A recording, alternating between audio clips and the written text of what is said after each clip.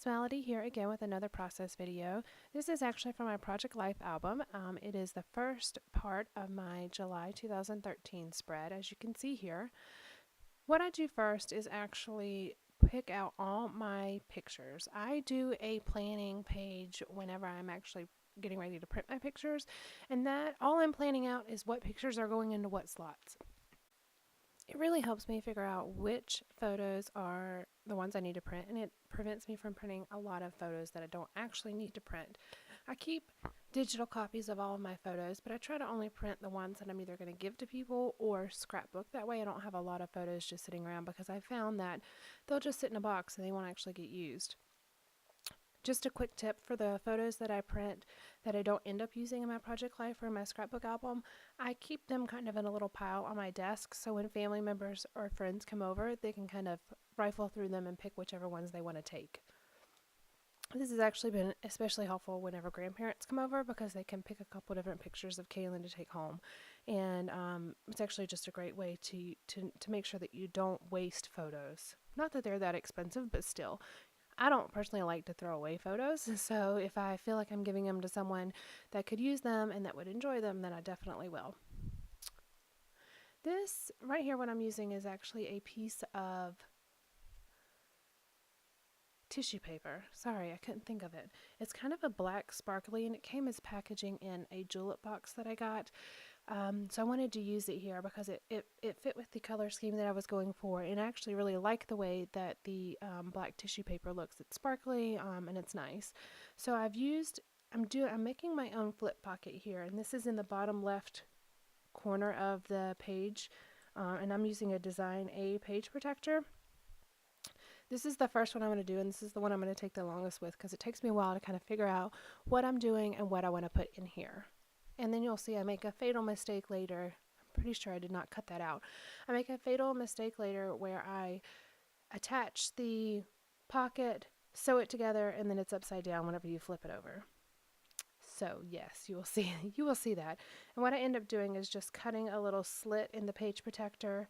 I had sewed it completely on where there was no opening on the flip pocket, so I cut a little slit on the underside of it so I could just slide the card out and flip it over. I'm utilizing some vellum scraps that I have, doing some stamping on them. I actually don't have StazOn in black, so I was using my Memento Tuxedo black, and I just had to be very careful not to smudge that ink once I stamped it. So that's why you see it sitting there. It's gonna take a while to dry. I'm using some stickers from an Authentique set. It's actually a birthday themed set, and I'm just using a couple different stickers from there. This was actually my birthday weekend, sort of. And that's why it has a couple different things. But it has different sayings like Happy Day, which can be pretty versatile. It's got little square stickers that have words on them like special and enjoying, and a couple date ones. So it's actually a pretty versatile set without having to just be used for birthday. I'm doing some handwritten journaling, and this is going to be on the underside of that flip pocket, and this is the part that I do upside down. I should have done the photo right side up, and then on the back put the journaling upside down. That way when you flip it over, it still is legible in the correct direction, and this is totally where I screwed this up. But I ended up just taking it off, like I said, cutting a slit in the pocket, and then flipping it over. Just testing my stamp here to make sure there's not going to be any extra coming off. I'm going to attach it right to the photo, and then I'm going to add some of my homemade enamel dots, and these are just made with perler beads. A while ago this was a really big thing, and I still really use them a lot, so I definitely think it's worth doing. I have not purchased any new colors to melt down into beads anytime in the recent past, but as I use these and find the need for additional colors, I definitely will, because I'm not really a fan of paying the cost for a small pack of enamel dots. I love using them, I just don't like paying for them. So the perler beads are a lot more cost effective, you could say. And going back to the tissue paper, since it was going to be in a flip pocket, I just adhered it right to the back of the photo instead of putting it on its own cardstock piece. This is the first pocket that I'm going to finish here, so I am attaching it with washi tape, and I took it to my sewing machine to sew, and you can see I just sewed right across it, and that's where I realized that I did it upside down. I was trying to decide, can I take out the stitching? Was it worth doing it, using my seam ripper and pulling it out? But I'm just going to take my X-Acto knife and cut a slit in it right here. It takes me a minute, and I didn't cut it exactly straight, but it works.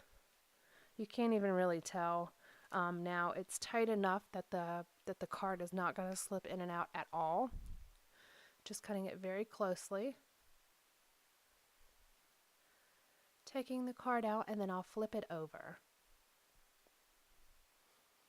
Luckily, the adhesive holds well enough that things don't fall off, but it's also forgiving enough that you can move things if you need to. Just trimming off my excess strings. Whenever I am attaching page protector pieces or making my own page protector, I always use white thread when I stitch. It just seems the least noticeable. Trimming off the excess pieces here. That's where I had to cut the little slit, and I noticed whenever I was flipping the pocket back down that it kind of caught a little bit, so I cut the excess that kind of hung off. Alright, now I'm going to move on to my other pockets. The photo that's right under the flip pocket, by the way, has no embellishment on it. It's just a photo that's been slid into the pocket. And even though I did sew the additional pocket on, the opposite side is still open, so you can take those photos in and out on the opposite side. Just adding the number 2 and 9 here. This was my 29th birthday. Making my own little banners. I got these little stamps, the ones that say birthday wishes. I got these years ago. I ordered them from a company, I want to say it was like 50 cents for a set of stamps, and it's just red rubber. They're not mounted on anything, so I just used some removable adhesive on my stamp block to use them with. But I love kind of the whimsical look of the stamping of the birthday wishes. You can kind of see it's kind of wonky and just very lighthearted. I'm going to adhere those right to the edge, and then I'm going to use one of the stickers right there that says special, and that again is from that Authentique sticker sheet, the birthday set. I got that years ago at Archivers when they were still open in our area, and I don't remember, I'm sure you could probably still find it. It's grays and navies and reds and teals. Those are really the primary colors in it. Looking at these rub-ons, these are some really good quality rub-ons. These are from Studio Calico, I believe, and I love them, but I just couldn't make it work. I wanted to figure out something to do on this photo. I'm going to try, and then I'm ended up covering it up because you just can't see it. I wish it did work, but it didn't work the way I had in my head. I was trying to use a different method to do a label, and I end up kind of not being happy with it. So I'm using a Sharpie pen to do some journaling on it, and then this is where I really just don't like it. So I'm going to pull out a couple different things and end up covering it up. I'm going to use these Julie Bean Soup flashcards. I believe this is the travel edition. It has a lot of different things like tourist, relax, picture perfect, destination, journey, you are, and I'm going to use the one that says you are here. And then I'm going to put ice cream tailgating at the airport. I'm going to have it layer kind of off the edge of the page with this piece of washi to cover up the top of that rub-on. And it's not covering anything important really in the photo, just the back of the car. That's it. I'm going to use my Zig Writer here. Part of the problem with what I had written on the label was that I didn't like my handwriting, and I think it was because the Sharpie pen was a little bit thicker than what my Zig Writer is, so it just kind of, I don't know, it just didn't look good to me. It's funny how certain things you'll do it one day and it looks terrible. Like while I was doing it, I felt like it looked horrible. But now that I'm doing the voiceover and sharing it with you guys, I don't feel like it looked that bad. I probably would have been okay with it if I had just left it. But I was being a bit of a perfectionist that day, and it didn't work out for me. again, I used some of those enamel dots, my homemade enamel dots up on that top right photo. Now I just have the 4 middle 3x4 cards to do. I have 2 photos, and then I'm going to use one kind of as a filler card, and then the other one doing a bit of journaling on it. If you've been watching my videos for a while, you'll notice in the last couple months that I've been doing squared corners on the top and the bottom row, and then I'm doing rounded corners on the middle row. This is a different day. I'm coming back to do the 3x4 cards. That's why the camera's in a little bit of a different space. Excuse me, and the lighting's a little bit different. I'm going to use a little bit of this tissue paper again. I try to keep a couple things like that. I know they're really popular for mixed media type items, and I don't do mixed media, but I like to keep them just for different layering elements because I don't like to make my project life real thick, but I do like to have different things to kind of create some interest. Just going through the different papers that I pulled out here. One thing that I did a couple weeks ago, I'm just going to share all my tips with you guys. One of the things I did a couple weeks ago was sit down and kind of create a list of different color combinations that I wanted to try. And then I went through almost all of my supplies just one evening, sat down on the floor, pulled out all my bins of stuff, went through my papers, especially the ones that are not in kits or not in collections, ones that, you know, kind of get lost if you don't know to look for it in a specific area. And pulled out all the things that match the color combinations that I came up with. And then I just kind of created my own kits from my stash. I figured this would help me make sure I use things in my stash, and also just giving me a little bit more to work with. So I cut off the bottom right corner of that Teresa Collins paper that had the little embellishment. It was a ledger paper, but it said, "Tell your story, this is my life," on that little label that I'm rounding the corners of right now. So that's going to be my own homemade filler card. I really thought these were the colors I was going to go with, but that gray polka dot was starting to look a little bit more bluish to me than actual gray. So I'm going to replace that with a different one here in a moment. And then I've definitely mentioned this before, but before I actually embellish these cards, I test them, the ones that I cut myself. If it's a Project Life card, they almost always fit, but the ones that I cut myself from pattern paper, I test them to make sure that they fit in these pockets, because I have noticed, especially if you use different brands of pockets, they do not always fit a true 3x4. You have to sometimes trim a 1/16 of an inch or an 1/8 of an inch off of the edge, which is what I'm doing here. It's taking me quite a while actually. But these are the 4 cards that I'm going to end up with. 2 kind of grayish tone ones, and then 2 that are more of the teal colors. Matting my photos on white cardstock. I just like the white edge to almost all my photos. And I'm going to layer a couple different things. I keep a little bin of cut out shapes that I've trimmed out from papers, and then I also keep a little bin of scraps, which is one of the areas that I went through when I was making my page kits, because I want to make sure I utilize the scraps I have. That's a better look at that paper. I like the little Potty People stickers as well. I know the Potty People wood veneer were really popular. I never bought any, but it's kind of nice to use these stickers that have the Potty People as well. These are all the different little embellishments that I have laying around. These are ones that are either only had a few left, and so I just threw them in there, or they're ones that I've cut out of paper. And it has a couple manufacturer strips that I've trimmed up in there as well.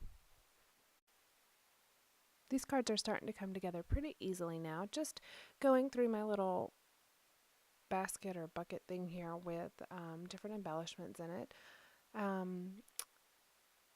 couple months ago, there were some $5 paper packs at Michael's that were the best of Amy Tangerine papers, or Maggie Holmes papers, whatever. There were a couple of packs of those, and I bought a couple of them. They were just 8.5 by 11.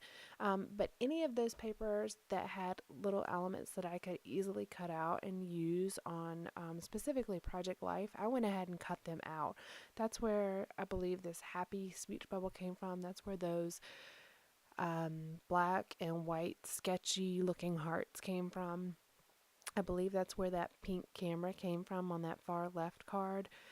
I like having a lot of those type of things on hand. It's probably going to take me years to actually use all the ones that I've cut out, but it's therapeutic to sit and cut those out sometimes. And then it's also nice just to have them already at the ready. You don't have to look through papers to try to find things to trim out, and you don't have to have a ton of sticker sheets on hand either. I don't feel bad cutting these up whenever I, get a good deal on a paperback, or have a paper that's been sitting in my stash forever that I just haven't cut up or used yet. So I don't feel bad cutting them out at all. Pulling out a Stampin' Up ink here. I believe this one is Rose Red. Just using this little heart. It's the cutest little heart, and I cannot remember where it came from. I'll have to look. It's probably either the Stamps of Life or I really don't know. I'll have to look into it and see, but it's just the cutest little size of a heart. I have a punch that's a similar size that I use frequently as well to embellish, especially my project life. And I have a little star one too. I use the star and the heart punches a lot. I have a little container that I put punches of those hearts and stars in, and those are just ones that where I use papers where I had just little scraps left over. I've been kind of trying a couple different ways to deal with my scraps. I don't like throwing things away unless it's, smaller than maybe 2 inches by 2 inches. But even then, usually I'll take that heart or that star punch and, punch a couple pieces out of it just to kind of throw in my little bin to use at some point in the future.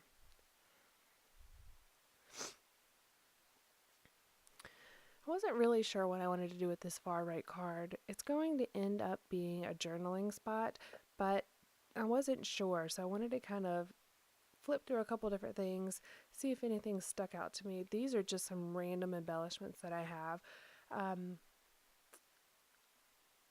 A lot of these things were gifted to me, which I appreciate to no end, and I have used them since I've gotten them. But sometimes whenever I'm not sure what I want to use, I just kind of pull out a couple different things and flip through, look through, just see if anything kind of catches my eye or sends me in a different direction. And this is what I settle on, and I'm going to kind of center it so I can cut off the yellow part since it doesn't match my color scheme in this layout.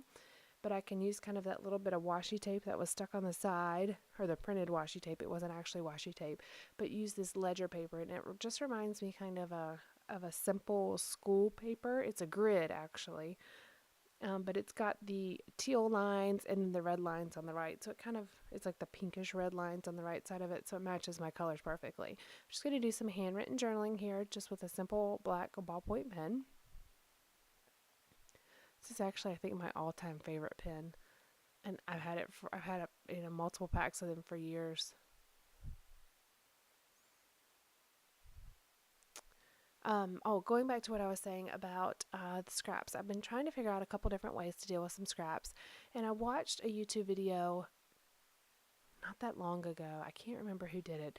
I have probably over 300 videos in my watch later playlist, and when I have time, or if I'm waiting at a doctor's office or something like that, I just watch a video. A lot of times at night, if we're watching something on TV, like, I watch sports a lot with my husband, but sometimes I'm not really interested in the game we're watching, so I'll sit there and I'll watch YouTube videos.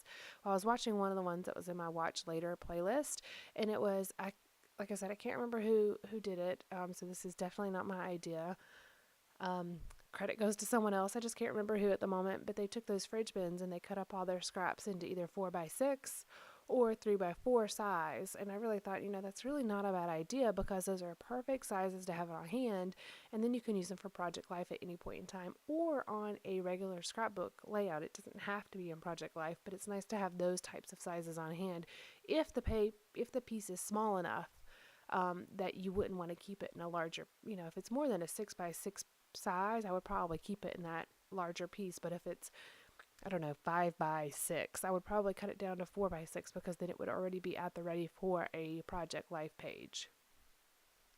And that would again be one of those places where I would go through and pull out papers that match my color scheme whenever I'm making my page kits. So I'm finishing up here. This last card was giving me a little bit of difficulty, and I think it's because there were multiple layers, and then I added those um, homemade enamel dots. And actually what the problem ended up being is that there was a tad bit of adhesive on um, part of on the edge of the card, so it just kept getting stuck. So I'm just gonna, reassemble this card and put it in this on this other one that I cut. It'll fix the problem here. Having extra adhesive is not always fun to deal with. Everything just kept getting caught up here. So very easily was able to reassemble that, and it was a good thing I had it in a 12 by 12 page, so I didn't, screw up just a Project Life card I could very easily make another one. So here's the finished layout. It's got my flip card here. You can't even really tell whenever you're flipping through. It does not add a lot of bulk, but you can easily see it's there whenever you're flipping because your hand goes right to that corner to flip the page. Alright, so this is the completed first part of my July 2013 Project Life spread. I hope you enjoyed, and keep an eye out. I'll have part 2 of this layout spread coming out soon. Thanks, guys!